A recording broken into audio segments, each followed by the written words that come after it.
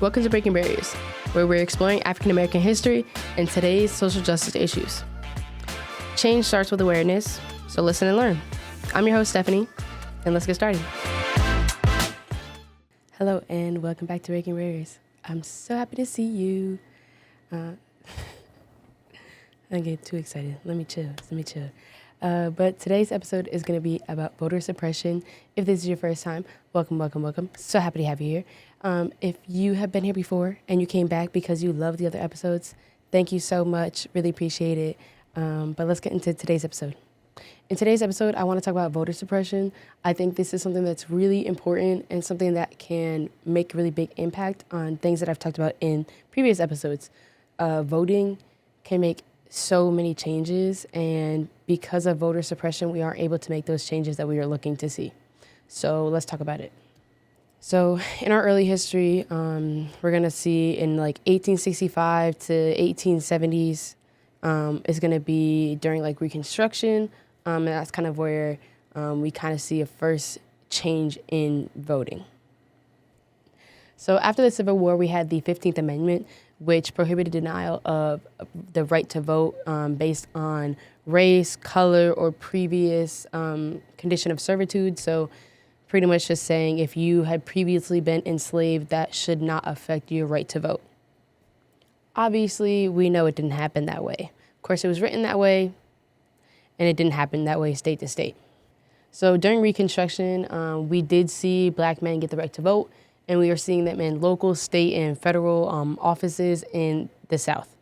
That was until, we saw the Jim Crow era. And if you saw the previous episode, you know what the Jim Crow era is. If you do not, this is pretty much where they made it legal to segregate Black people from everything. It was white-only bathrooms and white-only restaurants and white-only clubs. And this was unfortunately legal at the time. So when we're jumping into the Jim Crow era, we're seeing a big shift where segregation is just kind of accepted and it's normalized, and that does cause a big shift in voting. Also during the Jim Crow era, we're seeing the disenfranchisement methods. So we're seeing poll taxes where people were expected to pay a tax in order to vote. You couldn't just go and vote, that you had to pay a fee. And this was something that Black individuals usually weren't able to afford. We're also seeing the literary tests. This is key. This is such a big part of voter suppression in our history that really made an impact on having access to voting as a Black person. I really want to dive into these literacy tests because they are insane. There's no other word than insane, because some of them none of them actually make any sense. We're very much up to the discretion of the person that is grading it. So they had reading tests where you were just basically asked to read and interpret a section of the state constitution or like another legal document. But as we know, most of these documents are written with certain language that's not necessarily used in your everyday language. So reading it and understanding it are two very different things. So they were expected to read and understand these documents. And again, it was essentially being graded by somebody. This person had the discretion to say, yes, you can vote, or no, you can't vote. With that discretion of that person, they're able to pretty much deny most Black people the right to vote, regardless of whether they passed the test or not. They also had copying tests. So they were expected to copy a legal document or a part of the state constitution, like word by word, line by line, like punctuation by punctuation. And if they had even a single thing wrong, they were disqualified to vote. They had writing tests, so they were expected to write essays on a given topic. It could be something super random and very subjective. And again, they were denied the right to vote because it wasn't exactly what they were looking for. There was no right answer. That's the real trick to these literacy tests. There are no right answers. I recently watched a video of a woman talking about voter suppression, and she is speaking of her grandfather who raised her. And he lived in the time where he was experiencing these literacy tests. And one of the questions was, how high is up?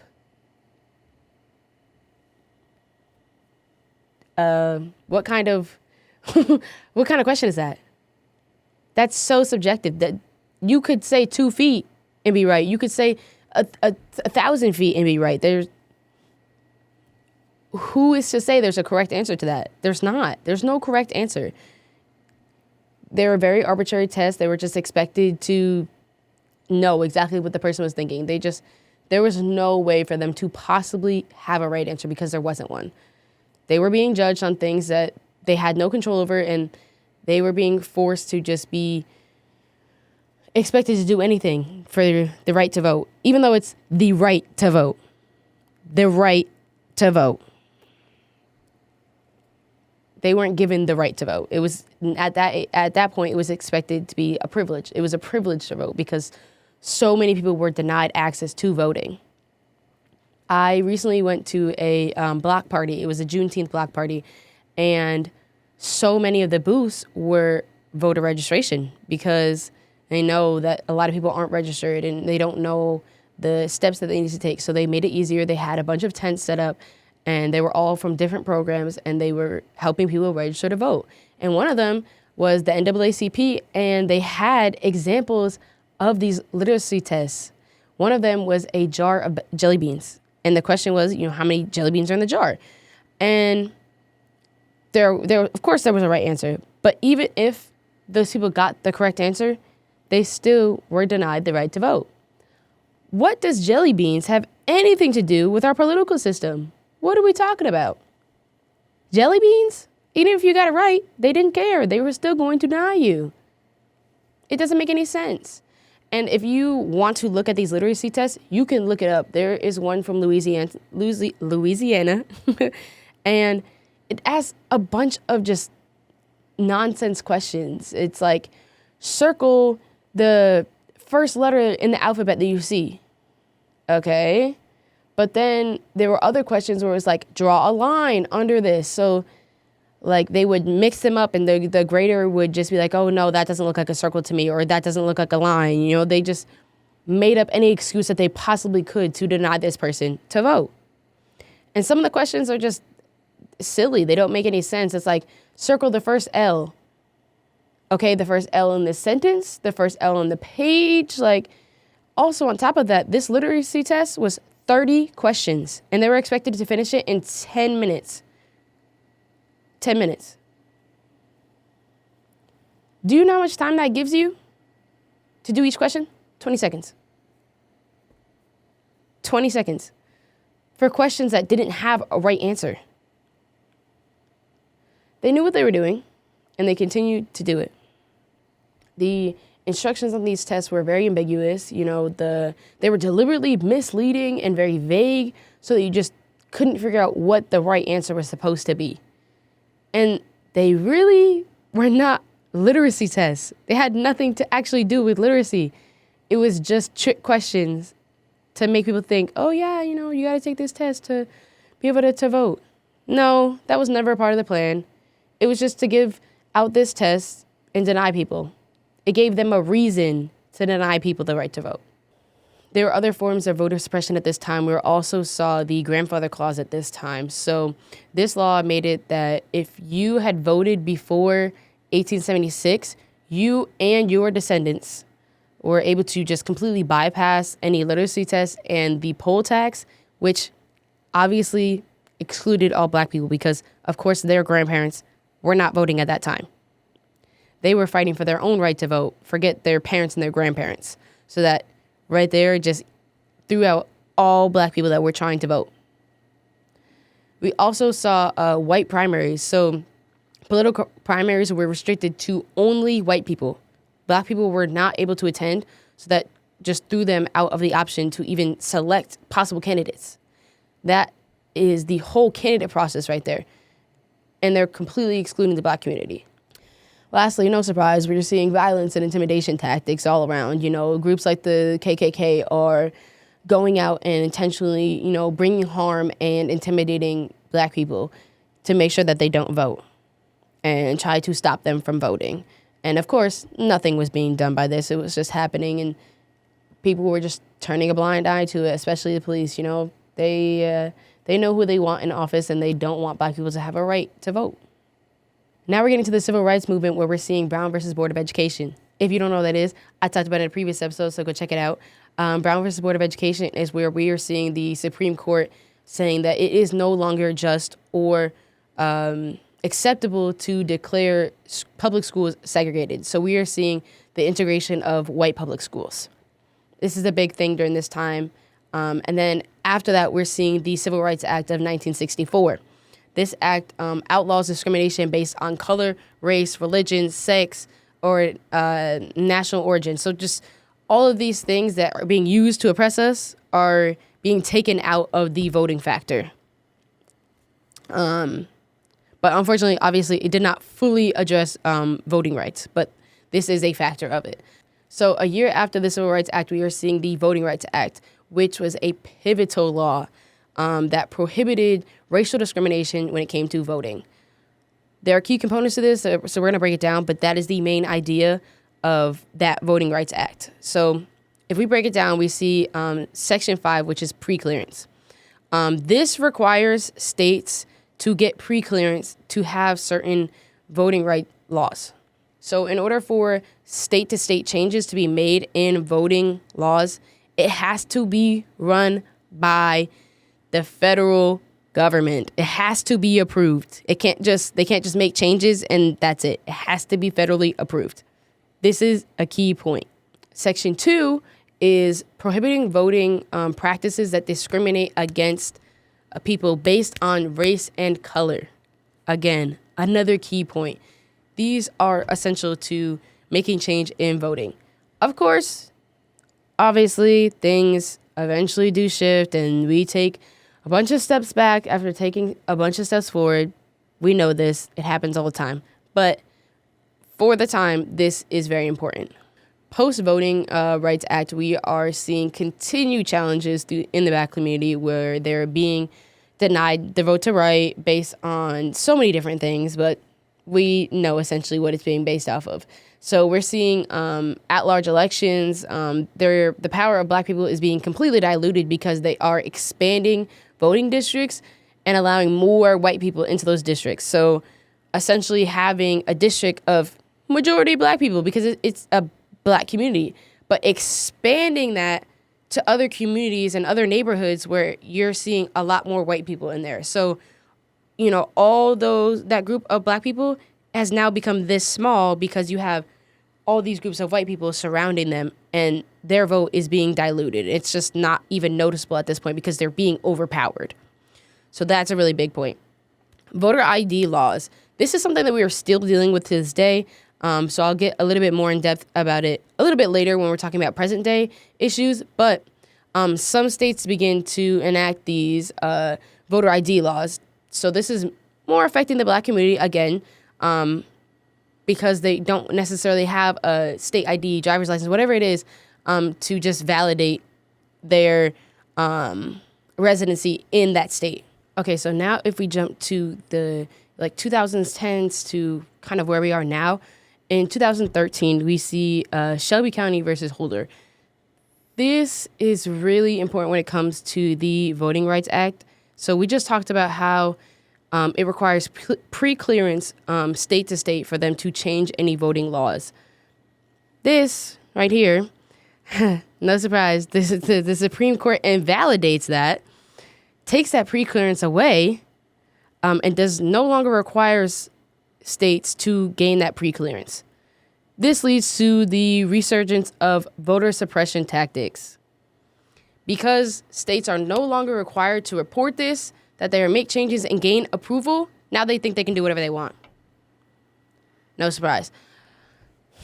So a lot of these tactics that we're seeing is the closure of polling places. So especially in the Black communities and minority communities, they are closing down so many of the polling places that were open and available for people to use that now they have to go to other locations that have longer waits. It takes a longer time to get to it, and they're just not necessarily in traveling distance for that person. So either they go and they wait in a really long line and they don't even get a chance to vote, or they just, they're like, I can't wait in this line anymore. I have places to be, or they're just not willing to go that far because they don't have the time or the resources to do that.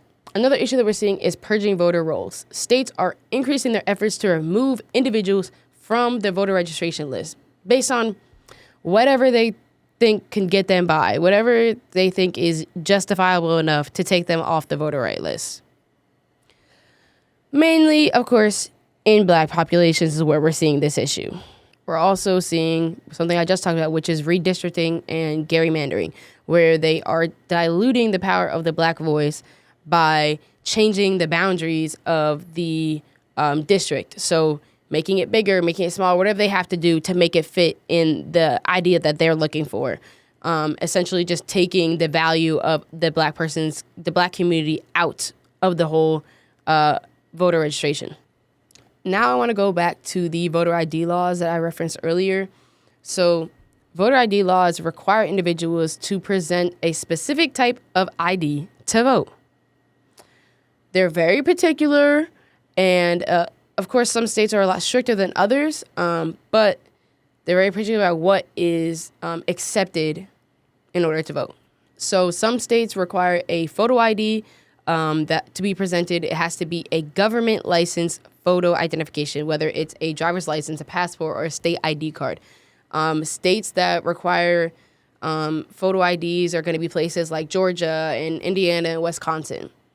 So then you have states that are non-strict on the photo ID part. They do, require a photo ID, but provide a little bit more flexibility. So voters without IDs can still cast a vote by signing an affidavit or providing other forms of identification. Places like this include Florida and North Carolina. Then you have places that are strict non-photo ID states. So they require a non-photo identification, such as a utility bill or a bank statement, something that can verify that you live in that state and that you are a resident. It has to have your name and your address. So places like this would be Ohio and Arizona. Then you have places that are non-strict, non-photo ID states. These states allow various forms of identification that are non-photo identification and provide alternatives to people who don't have IDs. Examples would be Colorado and Virginia. So this has a more disproportionate effect on minority groups, that places that have strict laws, that is. These are groups like, the black community, the Latino community, the Native American voters are less likely to have a form of ID than the white community is. I had an ID, I had a permit when I was 16, but that's not necessarily how things happen. I didn't have an actual driver's license until I was 20.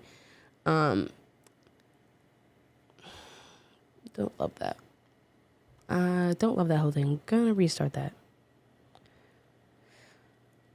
Voter ID laws have a disproportionate effect on minorities. So the black community, Latino community, the Native American community, we are less likely to have a government official ID than the white community. Plain and simple. They know what they're doing when it comes to these ID laws. Really simple. It's also, there's an economic barrier because you need to be able to pay a fee in order to get an ID. It's not a cheap, free thing. You have to go make an appointment at the DMV. You have to pay the fee. You have to sit in line and wait at the DMV. Not everybody has time to do that. It's time consuming. It could take up your whole day. You never know. The DMV is very hit or miss. No one likes being there, but we all got to go. So that's another really impactful barrier for when it comes to voting. Another really impactful thing, something that I've spent a lot of time writing papers on, doing research on, is address requirements for voting.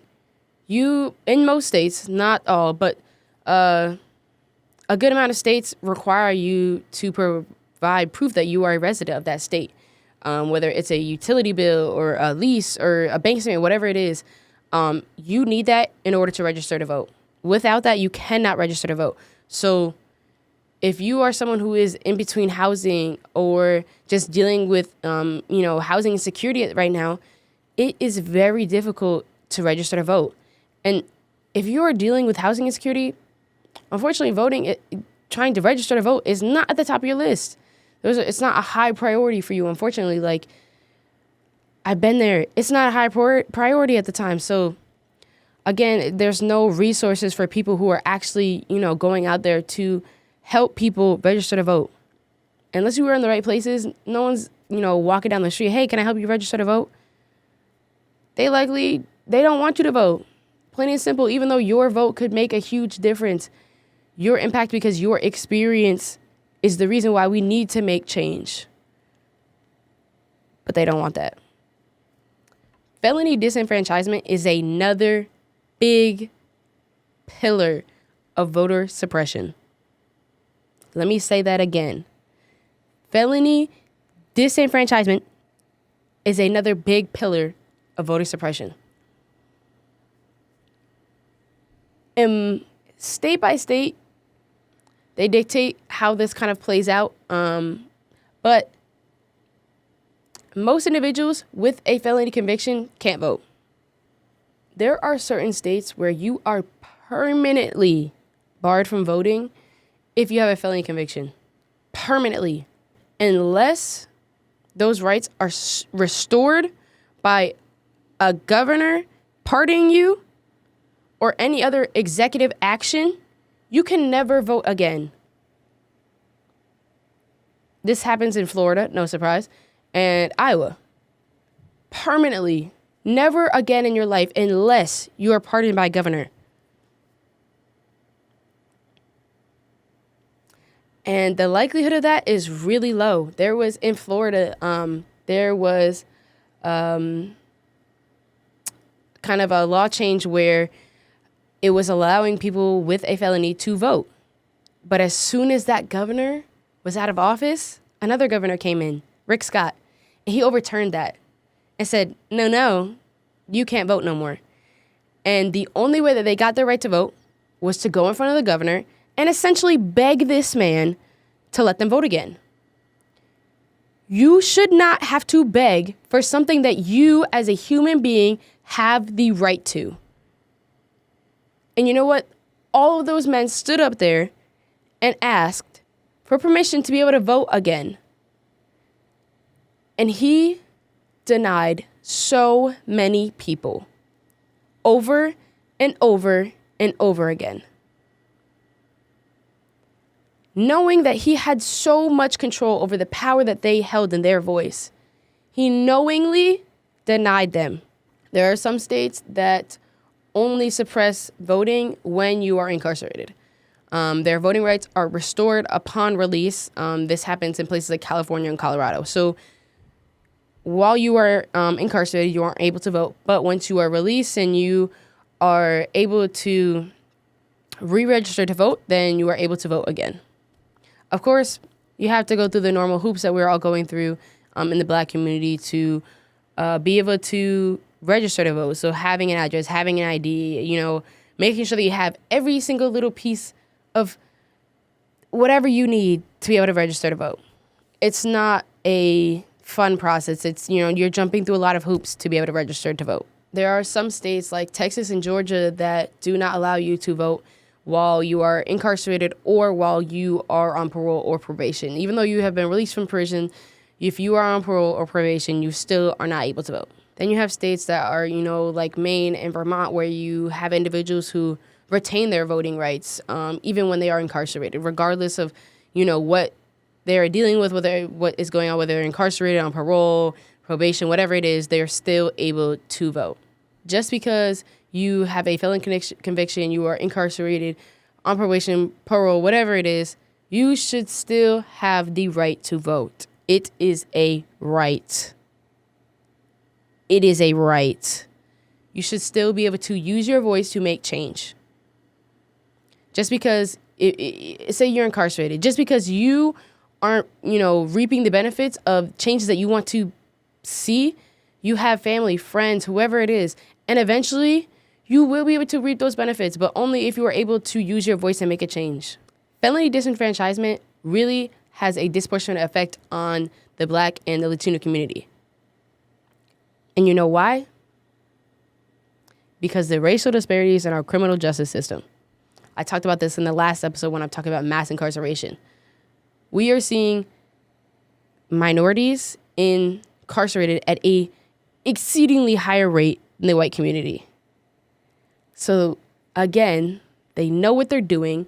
They're keeping us in the same cycle over and over and over again. They're going to keep doing it because they know that it's working to their benefit. And it's, again, suppressing our community. So by targeting the Black community and minority communities and incarcerating them, it's just thousands and thousands of people, less people that are able to vote and make change. Even though those are the voices that we should be listening to, the voices that should be heard above all other. You know, the voices that have seen the issues, they are the backs of our country, and yet they have no voice. It doesn't make any sense. It makes no sense. But they know what they're doing. And they're getting their way over and over again. Even after incarceration, the process to restore your voting rights in states that it can be restored in is very complex. It's not well publicized, so it's not something that you could just, you're going to be offered the second you get out. They're not going to say anything to you. It's going to be left at what it is, and it's up to your discretion to go and figure out how to do it and get it done. It's very complex. It's very confusing, and it just continues that disenfranchisement. Again, the same cycle over and over again. Even if you are living in a state that you are able to retain or restore your voting rights, there are so many hoops that you have to go through, and just making sure that you are making the right steps is very difficult on your own. A lot of places you have to pay fines, and you have to make sure that if you had any money that was due while you were incarcerated, that needs to be paid off. If you don't pay those off, then you aren't able to restore your voting right. Not necessarily in all places. It depends on the place because every state is different because it is a state-to-state thing. But that is something that can be a factor in restoring your voting rights. Now that we've talked about the history, where it's been, where it is now, let's talk about where it needs to go. So some solutions, things that we can do to make a change. So the first thing we can do as far as like legal action is to challenge restrictive laws in the court.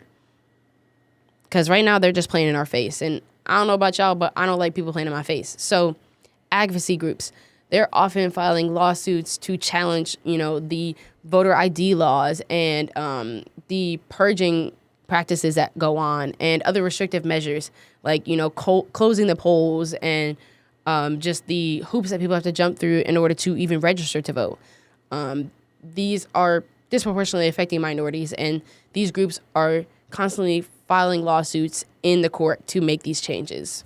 So whether it's, reaching out to these local groups and just, maybe suggesting ideas or just seeing what they have going on that you can make an impact on and use your voice, or if it's signing a petition, whatever it is, those are steps that you could take as an individual.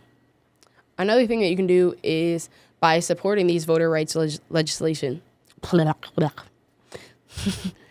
Another thing that you can do is to buy what? What is going on? Another thing you can do is support these voting rights legislations. So advocating for the passing of certain voter rights acts. So one of them, jeez Louise, start again. Another thing that you can do in legal action would be supporting legislation that is tied to voters' rights. So one right...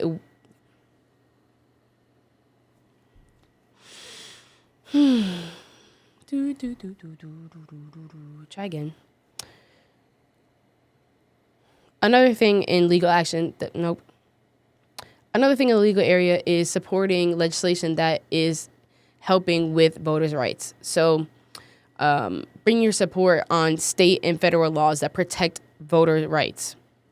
One of the examples would be the John Lewis Voting Rights Advancement Act, which kind of piggybacks on and restores the original state of the Voting Rights Act of 1965.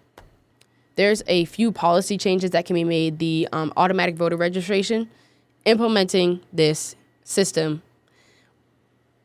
would just do so much. I can't even having it where eligible voters are automatically registered to vote when they interact with government agencies would just save so much time and energy. Say you're going to get an ID or you are getting a driver's license, whatever it is, something where you got to interact with a government agency. having you automatically, like they see you're eligible based on your information, automatically enroll you to be a registered voter. That would take out so much work to just automatically have that done.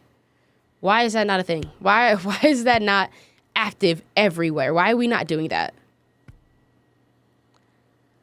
We also have the option of same-day registration, allowing people to register to vote the same day of elections that they are putting in their ballots. Yes, this may be a little bit more time-consuming. Yes, it may take a little bit longer, but if we actually set up to do it this way, where we have, at the polls, we have a booth specifically for people who are already registered just to vote. And then we have one where people need to register to vote, and then they vote. Really simple. Can help people. It knocks out, two birds with one stone. You don't have to worry about going one day to register and going another day to vote. You can get it all done at once. A lot less trips. If we set it up this way, it could probably have people more likely to register to vote and to actually vote, to get out there and do it, because it's all being done at once. Another thing is expanding early voting and mail-in voting. So mail-in voting is only available in certain states. And in most of those states that you're able to do it, they require to have a valid reason. And COVID isn't a reason. There's certain things like they're very particular about the reasoning as to why you need to mail in your vote. Also, having the option of early voting, like expanding that idea, would reduce the lines in these polling areas and just completely eradicate the idea of try again. Also, expanding early voting would make it easier because you wouldn't have super long lines in these polling areas, and you also wouldn't see polling areas being closed. So where we're talking about those tactics where they're stopping Black communities from voting is those polls being closed. If you don't have to worry about that, it won't be shut down. Okay, I don't like that either. Wait, restart.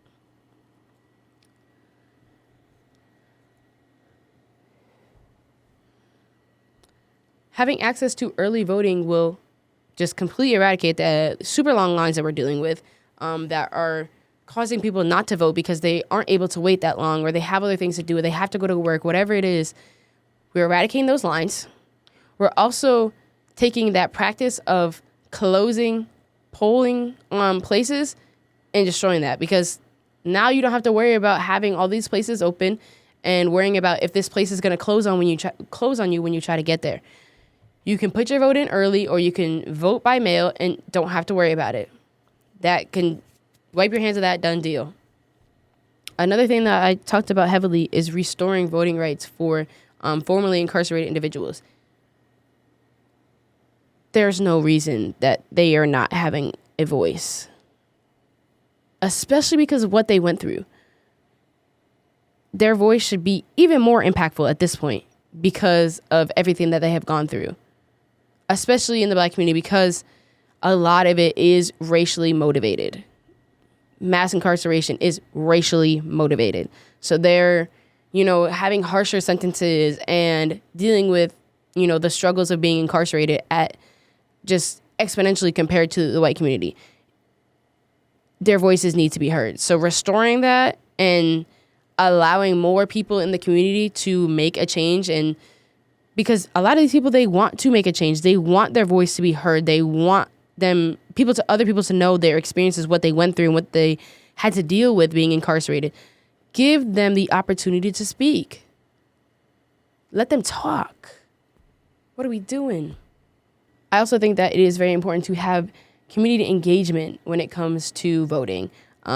So having voter education campaigns. So educating people about their rights, telling them how to register, what identification that they need to get registered, and how to use their voice to empower themselves and people that they know and people around them and people who aren't able to advocate for themselves, and how to just overcome these voting barriers that we're seeing. So like I said earlier, I went to a block party for Juneteenth where they are providing resources and assistance for people that are trying to register to vote. If you didn't have the necessary things that you needed, they would let you know, hey, these are the things that you need. This is how you can register to vote. This is how you can get everything that you need in order to register to vote. So it wasn't just like, okay, are you registered to vote? Yes, no, like, and that's it. And if it was no, they're going to sign you up. Yes, they did sign you up if you need to be signed up, but they also educated you on the different things that you needed, what you can do, and the change that you can make. So empowering the community and keeping them knowledgeable and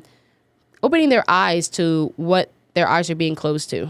Another big part is public awareness and advocacy. So monitoring elections, organizing poll watchers and election monitors. This is so important. This is so important because it ensures that voting procedures are fair and equal to all voters.